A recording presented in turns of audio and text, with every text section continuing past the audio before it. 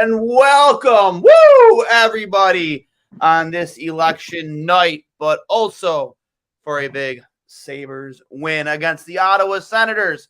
Welcome, everybody. I'll hang up and listen. Brought to you by Fatty Beer Company, Western New York's premier market and tap room with over 300 beers to choose from at all their locations. Whether you're going there for good vibes, happy hour, a Sabres win, or a Bills win, make sure you choose Fatty Beer and tell them two goalies, one Mike sent you. And as always, Buffalo Go Apparel for the best options for your shirts, your hats, your hoodies, whether it's the Bills, Sabres. They have everything over there. Make sure you pick up your RJ cap. Pay homage to one of the greatest, not one of the greatest hockey commentator of all time, RJ. So Sabres wipe the floor with the Ottawa Senators tonight, 5-1. Hurls, I know you have been multitasking just like I have tonight with the election. As you can see, Creed 2024 for me. Still holding out hope. But your thoughts on tonight's game, the performance of the top line, and the Dennis Gilbert effect. Yeah, as you said, that's a big move, and I think we can get more into it. But I think the strength of this team all season has obviously been the top line. It's been Tage, it's been Peterka when he's been healthy, and it's been Alex Tuck. I saw a stat from Lance Lykowski earlier today from Buffalo News that the chances for the Sabres offensively when Tage and Tuck have been on the ice are significantly greater, and the chances against are significantly better for the Sabres when those two are on the ice compared to anyone else on the team. So if your top guys are performing, that's a step in the right direction. And I don't think we were necessarily ever worried about that, but it is good to see that they are performing at such a high level. Tage was very good again. Peterka, obviously, 2 goals, and the power play looked good. If those guys are humming, I think there's going to be some positive regression for the power play in general. Of course, coming into tonight, I think it was an 8.9% success rate for worst in the National Hockey League. Hopefully 2 goals tonight brings us out of the basement a little bit. But I think just generally having those guys humming is a good sign for the team moving forward, and hopefully getting Benson back, a little bit more depth in the middle six, creates a little bit more parity up and down the lineup. I would say generally this is about as must of a win as you can say for early November after 3 straight losses. We talked about the Sabres needing to win 10 of 14 in November, and they had already lost 3. So maybe they're not going to get 10, but I think a new projection to look for now, hopefully 8 or 9 would be good. They can get on a little bit of a roll here and play complementary hockey. We always hear complementary football, but if your top line's going, your defense needs to look good, and so does your goaltender. And I think they got a lot of that tonight from a game that wasn't as lopsided as the score would indicate. Shots were relatively even, in the Sens did have their chances. But I would say this is one of the Sabres' best games of the season, from the top line, which looked amazing, all the way through the lineup. Yeah, I think you hit the nail on the head there. I don't know what the analytics look like, and you know how I feel about analytics. I respect them, but I don't pay attention enough to them. I even thought the second line didn't hurt them tonight, and they had some chances. Obviously, they didn't get on the score sheet, but I didn't find myself swearing at the TV whenever I saw Cousins, Quinn, and now Benson out there. Benson makes his return to the lineup, and I thought he added a jolt of life to that line as well. Yeah, I mean, they were definitely better than they were. I still think there's some room for improvement. 100%. And also, I also think that improvement is largely going to be charted by production. If there's still 1 goal between these 2 guys in the next couple of weeks, that's a sign of concern. I think that's also a sign that Kevin Adams will need to make a move to make this team competitive moving forward. We can cross that bridge when we come to it. I just think tonight was a must-win, and they played well in front of a home crowd on a sleepy Tuesday night in many facets, not sleepy anywhere else. And we don't need to get into that. I would say just for this hockey team, just generally today, they did what they needed to do. And you go into a very tough game against the Rangers on the road on Thursday, feeling at least a little bit better about yourselves, a little bit more momentum, a little bit more jam. You have some confidence. You know what you need to do. The Senators aren't necessarily a bad team. They've struggled in Buffalo recently. I was watching me Canadian feed, which was broadcasted through ESPN Plus tonight. And I think Steve Rudy, I forget who their play-by-play analyst was, but the entire third period, he kept talking about how the Senators have had a lot of difficulty playing in Buffalo recently. And if your division rival, a team that you largely have an issue with, can have an issue playing at home, that should be an issue for every team. Of course, that's not on the fans. That's on the Sabres finding their own motivation and finding their own game, playing in front of the home fans, and then the fans obviously will come. But at least this gives you a little bit more confidence heading into a obviously really tough game on Thursday. Yeah, I couldn't agree with you more there, Hurls. Has Dennis Gilbert played himself into a second game in a row? I think he has. I think, yeah. I think the defense looked good. He obviously plays with some physicality. He obviously didn't make any glaring mistakes. So I think that's at least a step in the right direction. And then you go from there. I think Lindy has shown in the past honestly, in the past few games that he's not afraid to switch up the lineup to hold guys accountable for how they're playing. He's not afraid to put guys in positions to succeed, to hopefully put this team in the best position to succeed. And that's obviously winning hockey games. So if you have a game like this, I think you try to run it back. And if they go out and get their doors blown off by the Rangers, then you go back to the drawing board. But if you find some level of a higher floor, at least from some of these middle and bottom of the lineup guys, that's all you're really asking for right now. You know there's a high ceiling with Tage and Tuch and Peterka, but at least if you have a higher floor in both defensive zone coverage, penalty kill, and at least some production from the second, third, fourth line, and even the second and third D pair, that's kind of what you want from all of these guys right now, and that's going to be better for the team moving forward. Yeah, I again, power play was clicking tonight for the first time. You never had it all started with your top line. I mean, their first three shifts of the game, I mean, the whole night they were just dominant. And then obviously that's essentially your first power play unit, that top line. I mean, Ottawa had no answer for it. No answer for that, for Tage, Tuch, and Peterka. None whatsoever. And that's the way you want that line to dominate on night and night. Is that going to happen? No.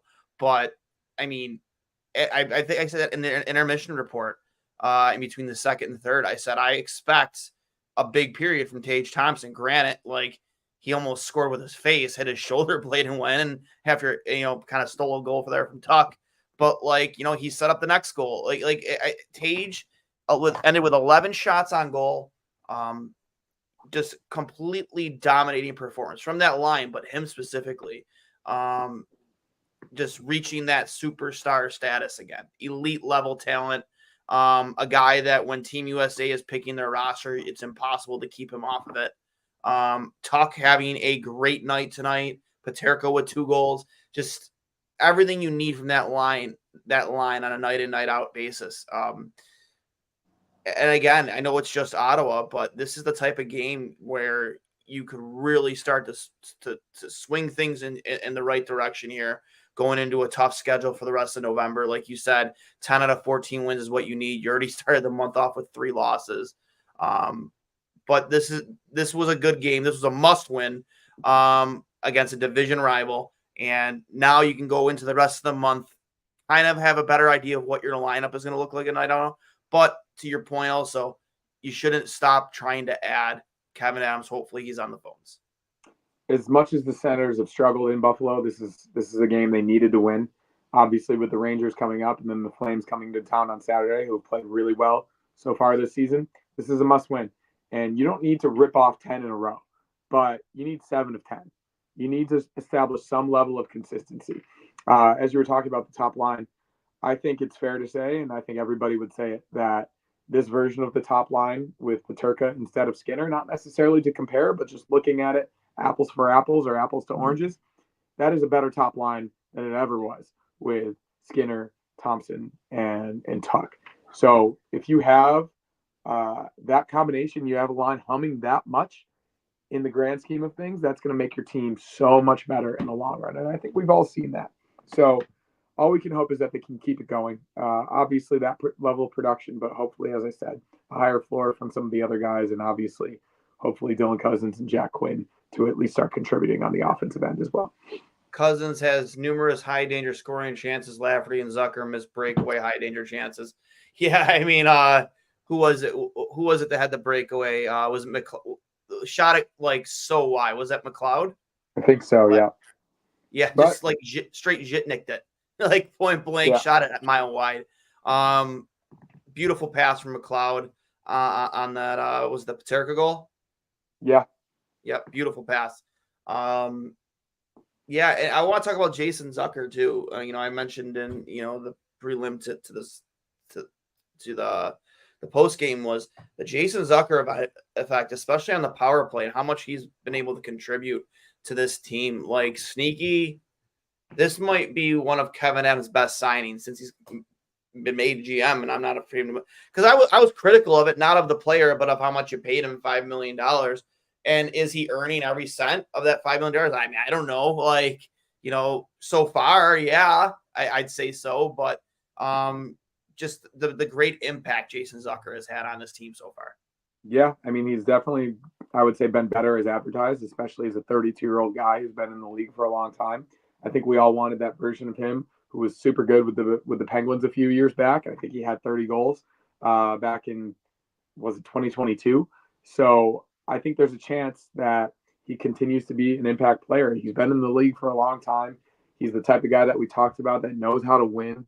He's been around greatness in Sidney Crosby and even like very, very good teams with the Wild. Obviously not Stanley Cup winning teams, but he's been a good player in this league for a long time. And I think we knew kind of what we were going to get for him, but he's not just doing it with his production. I think he's being a responsible forward at both ends of the ice. And yeah, I've been really pleased with him. And even McLeod, of course, like you'd want to see him convert on that, but I think he's been a menace all over the ice. He's obviously pretty good defensively. That was the book on him coming in, but he's had some offensive production as well. Way more than your second line center and your up and coming player, Jack Quinn, so far. So I do think those guys can figure it out, but at least a few of the guys you brought in have made tangible contributions so far. And added to that is Dennis Gilbert. He's a guy that you didn't necessarily think is going to make a huge impact, and he comes in tonight and has a good game. So you hope that continues moving forward, and hopefully the confidence surrounding the team gives guys like Cousins and Quinn a little bit more breathing room to open up a little bit. You saw the relief on Cousins' face after he finally scored a goal on Friday, power play goal, no less. You could tell the weight and the monkey that was lifted off his back. Oh, my God, yeah. So as insignificant as it is, given that it is only one goal, that mentally for an athlete is really, really big moving forward. And I do believe that is going to help him when he gets more chances. And same thing with Jack Quinn as he starts to move his feet and he starts to get a little bit more comfortable. So obviously they need to keep it going. Tonight's a really good time. Yeah, and Byram with Darlene, I think that's Byram's best game as a Sabre. Yeah, and another example of Lindy changing up the D pairs. He's not afraid to make a change to see what works. Yeah, had Darlene with Byram, Power with Bryson. I mean, Bryson gets in the lineup. I was listening to an interview with him before the game, and just the way he spoke, and like Paul Hamilton was talking to him, like, last time you played, when you played last, like, we didn't find ourselves really talking about you, which isn't a bad thing. It's more of a compliment. It's true. Like, if you're not talking about a defenseman, he's probably having a good game. He's doing his job. And again, a game with Bryson, you weren't really talking about him. Like, he wasn't doing anything too flashy, wasn't trying to play outside of himself, was playing responsibly in his own end. I didn't hate adding Bryson to the lineup. I thought he had some good moments last season too. He's a smaller defenseman who's taken a lot of flack over the past couple of years for, not living to any expectations that we may have had from and to begin with. And again, like Dennis Gilbert and Connor Clifton, just two very heavy play. They both play a very heavy game, tough to play against, and they both had a great game. Defended very well. And outside of when Gilbert, tried to duke it out with Kachuk, at the end there, you didn't really find yourself saying either of their names very much tonight. Yeah, and that's a good thing for the third pairing of the defense. Responsible in your own end, get the puck out. We're not expecting high value point production from either guy. So be responsible in your own end, help out the goalies. I think UPL made a few big saves tonight, and that's what you need from him. And that's what you need from him and Levi moving forward, because they're both going to get opportunities with a pretty hectic schedule coming up. The waffle save on Grigor was a thing of beauty. just played that well. The anticipation was perfect. And then the goal he did let in, like he made an amazing save right before that. Obviously, I thought he had it, to be honest. Yeah, well, it was on the rebound, right? He just kind of slipped through his 5-hole. You're not going to be able to control a rebound off that first save. That's he's doing the splits pretty much there. Shout out to Ty B here. He filled in for you last post game. Zucker just buzzes around all game. He's just everywhere right now. Works well in the corners and helps retrieve pucks better than anyone we've had in this drought. Yeah, again, I think we were all very critical of the signing in the beginning. I was more. I think for me it was more like, that's it. That's the guy. That's the guy we're going to get. And it was almost kind of a joke because I think somebody jokingly tweeted it. Like, to watch them go sign Jason Zucker. That'll be the big signing. And ended up being that. Yeah. But you know what? It's worked out in their favor. He's played very well. And, he's had a great impact on this team, just both 5-on-5 and on the power play. We've talked about a lot, though. Like, it takes a lot for free agents to come to Buffalo, given the nature of the franchise at the moment. And if you can get a guy who's been in the league for a long time, knows how to play the game, responsible on his own end, and can give you some point production, and he's a leader, that checks a lot of boxes. So, yeah, maybe it's not Martin Necas or a guy to move the needle way more than that, but it theoretically could be a savvy signing looking forward if this team does accomplish what we want them to. Yeah. From Sabres 9,000 here. I think it's a new viewer. I haven't seen him in the chat yet. Always feels good to beat those Sens. I love to see this rivalry reborn. I mean, you tweeted out that picture at the end there. And where have we seen this before? From the Ottawa Brawl back in, was it 2007? Yeah. So that was a thing of beauty. And then from our boy Mauricio, mechanics needed tonight, future garage door closed. Again, they played a very simple game tonight. Paid attention to detail, didn't really try to play outside themselves, and kept things simple. I mean, keep it simple, stupid, right? So the Sabres did tonight, and they were a tough team to play against. I think they frustrated Ottawa quite a bit, especially on their zone entries. They couldn't really sustain much offensively the way the Sabres did. That was a very Lindy Ruff brand of hockey we saw tonight. Yeah, exactly. They played tough. They were responsible. They capitalized on their opportunities, and they played complementary hockey. And that's what you need to win games in this league on a consistent basis. That's what the best teams are doing, and that's what they've done for a long time. You have the superstars. You have the guys at the top of the lineup that are going to get you the goals almost every single night. I would say it's one of the best 5 lines in the league, Peterka, Tage, and Tuck right now, at least the way they're playing. And it's got the potential to be a top 3 line in terms of production and chance creation as well. So if you've got something like that and you can have a high floor from the rest of your lineup and get good goaltending, I think that's the recipe we all thought for this team to make the playoffs this year. Well, just before we get out of here, I'll go over some of the post-game comments before we give our final thoughts. Lindy says getting the 2-goal lead can take a lot of the stress off of their game and makes it easier to play. Lindy also sitting on Yoki Haru and Samuelson. He said he wants to raise the standard with those 2 players. He met with both players today and talked about what is acceptable when you're in the lineup. Again, we've talked about it so much, accountability. There it is right there. Holding 2 players accountable that have not been playing to the standard, and they both sat in the press box. I mean, we thought maybe it would have been like a guy like Jack Quinn first, but, it worked tonight. Lindy says the save Luukkonen made on the 2-on-0 was the save of the game. It really did ignite the team. Luukkonen says Lindy is right about him and Devin having to make big saves to help the team win. Luukkonen on his 2-on-0 save in the first. I had a good read on it. I want to continue like that. If you want to be a winning goalie in the league, you have to make saves like that. Again, his anticipation on that was perfect. Thompson says they really had a simple net focus and keep possession in the offensive end. Says it was a big 4-point swing every time you're playing a division opponent. Thompson on ending the losing skid. That's a huge response from us. That's a great collective win. Byram says the ability to pull away in the third was a result of playing simple. Says the team didn't back down from the physical aspect of the game tonight either. Again, especially that third pairing, man. Clifton and Gilbert, I really think they ignited this team physically. Clifton was throwing the body. Gilbert was throwing the body. That hit by Greenway that led to him fighting Tkachuk, which can we talk about how stupid that is? I'm so sick of players having to answer for clean hits. It's just dumb. Yeah, I mean, I agree, but in the heat of the moment and a lot going on, sometimes it does happen. You see it in men's league, you see it at every level of hockey. Just because it's not clean doesn't mean another guy's not going to get pissed off and respond. So if you have the ability to defend yourself, you're going to do it. And a guy like Greenway does have that ability, and that's why you have guys like him. So it's a tough sport, it's a physical sport. You're not always going to get the response from the guy. Even Jordan Poyer the other day in the Bills game, he clearly targeted Keon Coleman's head and may have hurt his wrist moving forward. He didn't think that was a dirty hit. Turns out it was called. He helped us win the game. Thanks, Jordan Poyer. Appreciate it. Yeah, it still thinks he plays for the Bills. In a physical game like that is going to happen. And thankfully, we do have guys like Jordan Greenway, even a guy like Dennis Gilbert going up with Kachuk late in the game there, and all the guys that were on the ice for that line brawl.